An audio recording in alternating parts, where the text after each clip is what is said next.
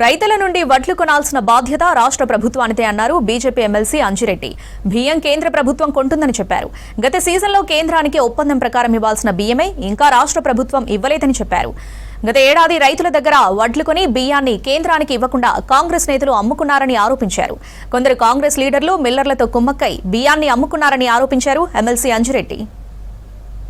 రైతు దగ్గర పైన ఏమంటారంటే మేము 6 నెలలు పంట పండించినప్పుడు కూడా ఏ రోజు అధైర్యపల్లెం. ధాన్యం వచ్చిన తర్వాత తీసుకుపోయి కల్లాలు పోసినప్పుడు ఏ రోజు కల్లం నుంచి మా ఒడ్లు పోతాయని భయాందోళనతో రైతులు ఉన్నారే తప్ప ఎక్కడ సిస్టమేటిక్ జరిగిన దాఖలాలు లేవు.